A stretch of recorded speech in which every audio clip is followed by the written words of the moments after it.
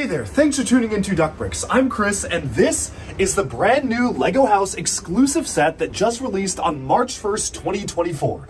This is the latest in a series of a ton of limited edition sets that you could only get at the LEGO House over in Billund, Denmark, but luckily I was able to get this from a friend of mine, Jollytime. Thank you so much for sending me this at a really great price and for giving me a few extras that I'm going to be using as prizes for some upcoming really exciting stuff on the Duck Bricks channel. Now this is a homage to the LEGO building systems, and there you can see they're showcasing micro-scale models of some of the most classic LEGO Duplo, System, and Technic sets. These are the most iconic ones that came out back when they were first starting off with the systems, and it's really cool how LEGO has put together a full-on set dedicated to celebrating the different systems. And so, without further ado, let's dive into our review of the latest LEGO House in Billund, Denmark exclusive set. Let me know down in the comments what do you think of this model, and let's dive into the review right now. Okay, so this is set number 40505. It is the LEGO House Building System set. It retails for 699 Danish krone, which translates to roughly 101 US dollars, and you can only get it at the LEGO House in Billund, Denmark, which makes this one of the most exclusive sets to have been revealed this year. The set is a celebration of LEGO Duplo, LEGO System, and LEGO Technic, showcasing three of the very early building system sets that really made each of these themes iconic, from the LEGO Duplo train to the original town plan layout of the LEGO System bricks, as well as the car chassis from LEGO Technic. Also included on the back of the model are a ton of other iconic LEGO models in full-on micro-scale designs. The model, obviously, as you can kind of see, does split apart, and in the back you can see some of these classic LEGO sets, and yes, there is a Bionicle reference. That is Tahu right there, who is also explicitly called out in the instructions, which is really nice. Now, speaking of the instructions themselves, one thing I do want to highlight with sets that are really exclusive and special like these are that they spared no expense with the instructions. First of all, you have a blurb of what the LEGO House is, you have an explanation of where the building systems came from, including some patent diagrams of the three systems themselves, and even a call out for some of the tiny details. Obviously, you have the three classic models they're referencing here, the Duplo train, the Technic car chassis, as well as the original LEGO town plan, plus a lot of callouts to some of these other themes, and yes, there you can see the Tahu constructible action figure callout. It is explicitly supposed to be Tahu, which is really, really nice. Now this is a very interesting set. It may not be as flashy as some of the other exclusive sets that we've gotten, like for instance, we've gotten just last year the giant scale LEGO Pirate, which was a really cool set to get, and obviously very much a collector's item, being a large scale version of the first fully detailed LEGO minifigure, or even something like the wooden duck, which is a very iconic thing to play with, but it has a lot of merits in its own right, and it feels to me more like one of the middle sets that we would have gotten, like the molding machine, or this style of set, which is the Dagny Hole Master Model Builder, where it feels almost like they are alternating between one super large, iconic play aspect of the LEGO company, and then they're doing something that's more pertaining to the history of LEGO with a molding machine, the designer's workshop, and now this set that's showcasing the building systems, which, if they continue to go by this pattern, means that next year's set is probably going to be something really classic and iconic like this. That doesn't mean that this set is bad, however, because it is absolutely one of the most interesting ones they've put out for the entire LEGO House lineup. Just one thing before we leave here, I do want to call out the fact that they actually used the prototype image of Tahu with the barcode on the top of the mask there, which is something I feel is really funny. Now, closing this up here, I do want to just bring the set into full focus and start by showcasing each of the individual aspects of the set itself, because while it is a very large set, again, roughly translating to 100 US dollars, there's honestly not a lot going on with the build itself, and with that comes a lot of pros and cons. You start off by building just the main portion of the build, so I'll set aside the two back portions and just focus in on this, and each of these models is actually removable from the main plate, so they kind of act as their own individual builds, where you have these flat plates that you kind of just stick on top of the plates here, almost like you build the sets individually. This is easily my favorite part of the set, having these micro-scale models of these classic LEGO sets, because you can clearly recognize it as that original town plan. I love the way they depicted the vehicles, like this is one of the little kind of oil tanker trucks or gas tanker trucks that they use. I actually do have the vintage version of that car, so it's really cool to be able to see that depicted in micro-scale form. And even this little truck here, I really do like how just a few pieces they've managed to depict it in a really nice manner. You've got taxis and little cars going around, around. There's a gas station, there's hotels, there's a large cityscape area, and all in all, this is a really classic and iconic LEGO set depicted in microscale form. And I especially like how they've done the crosswalks being these printed 1x1 dots tile pieces that really definitely add a lot of scale to the microscale feeling itself.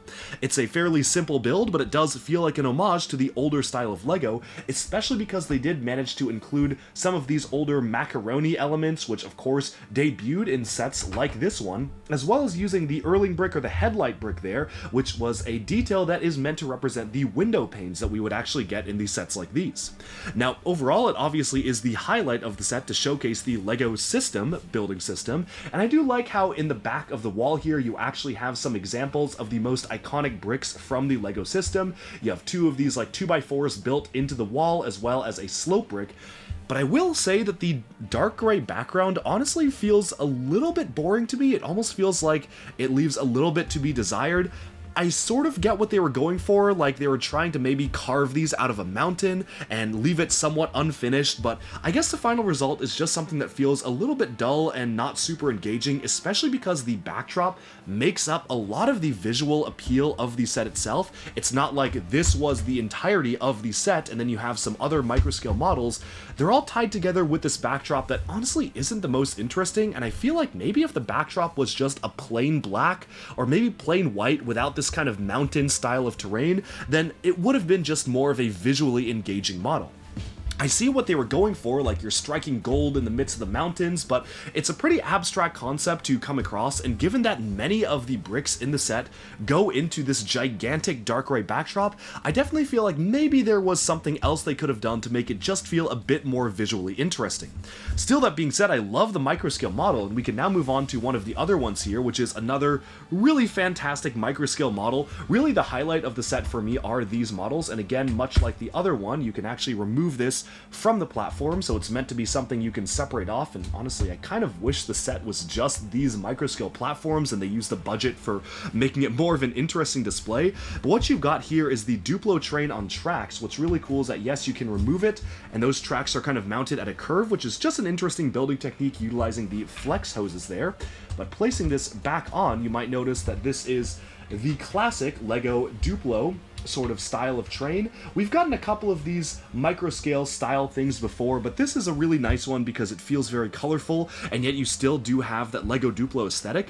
One thing they've done interestingly with the bricks is that they've chosen not to include actual Duplo bricks in the set, but instead represent them with physical brick-built LEGO system stuff. It's a similar technique they did back when the LEGO Movie 2 was having Duplo enemies, and I think it makes sense because if you look on the back, Duplo bricks simply would not have fit on the back of this model. There just wouldn't have been enough room to slip an entire 2x2 Duplo brick on the inside of this, so I do understand the compromises made, but I also feel like it would have been really cool to actually include Duplo bricks coexisting alongside system bricks in a set like this, especially because it's not really something LEGO ever does.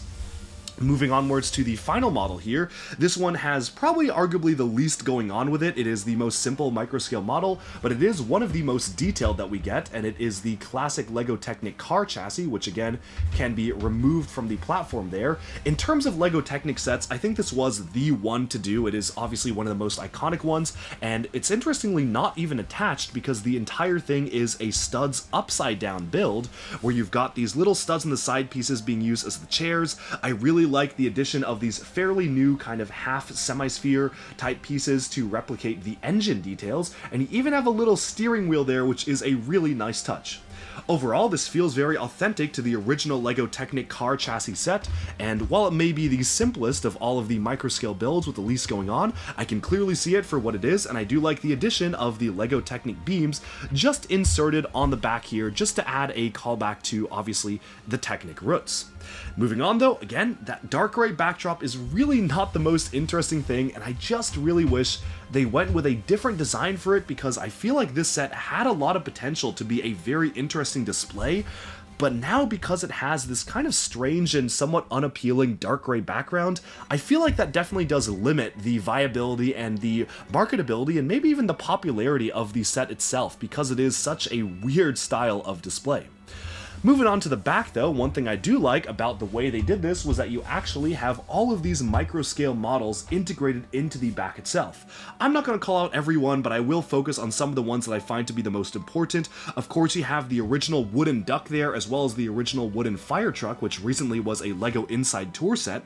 Moving on to here, you have that yellow castle as well as the Galaxy Explorer, even one of the LEGO Technic forklift sets. You have one of the Legoland figures plus the original Legoland train, which is a nice touch.